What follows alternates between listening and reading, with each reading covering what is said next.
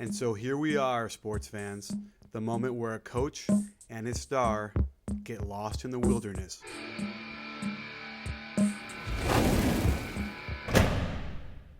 Ooh, is that dramatic enough? Hey sports fans, Coach Nick here, and welcome to B-Ball Breakdown. So we got Spoelstra and Wade going at each other.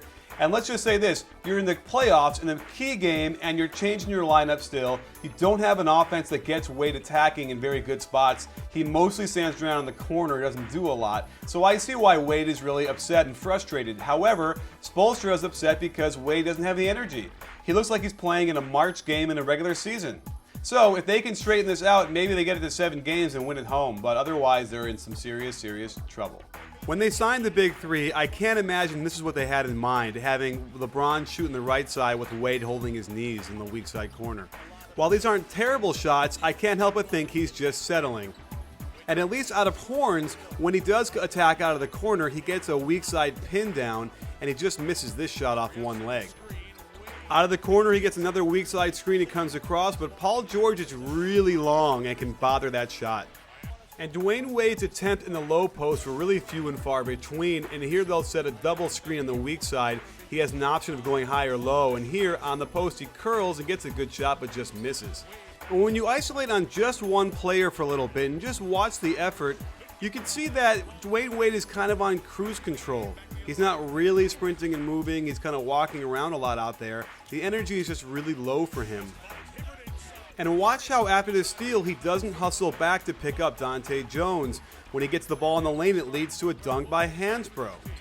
And like I said before, you can't tell me that this is the offense they had in mind with these two guys playing together.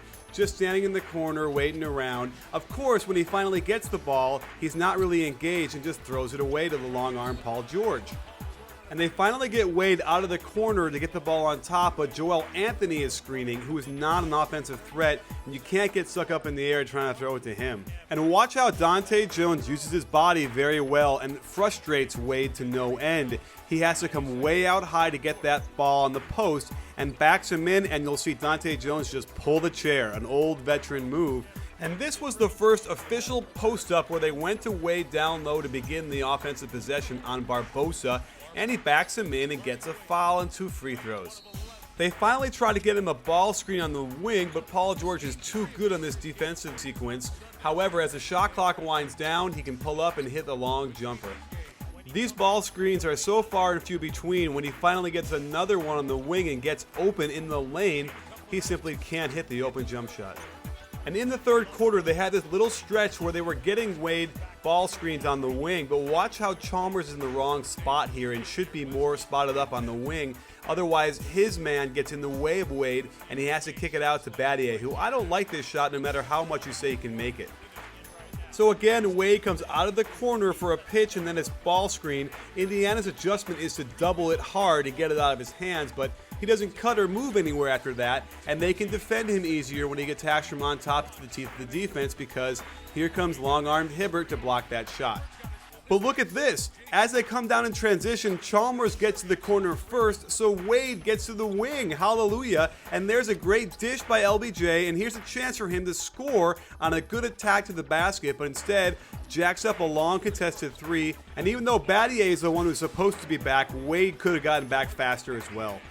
And here's a good example of how they're not utilizing both of these guys' talents. Wade shouldn't just be standing around while LBJ is facing up the post. He should be cutting or moving, and instead passes up a wide open 3 because he's standing, and then takes a much more difficult 2 that misses. And as bad as he'd have been shooting all day from 3, this is not a good shot, no rebounders. So Spoelstra probably told him that, get some more energy and attack the hoop, and then here he says one more thing as Wade walks away, which is a mistake, because that gets Wade going again. Spoelstra should have just let it go. And out of that confrontation, Wade has the most movement in a possession he has all game. And watch what he gets out of this. As he cuts across, goes to the basket, he gets a layup. Unfortunately, though, they call a hook. And look at this. Wade out of the corner actually attacks the hoop, collapses the defense, and gets a wide open 3 for Mike Miller. And while getting a screen and roll for Wade on the wing is a good idea, the conception is pretty bad as he has to dribble all the way to his left, stop on a dime, and then come back around. He steps out of bounds. And with this lineup with Mike Miller in there, Wade has to guard Danny Granger, and it's not a good matchup. he simply can't stop him from getting good shots like this.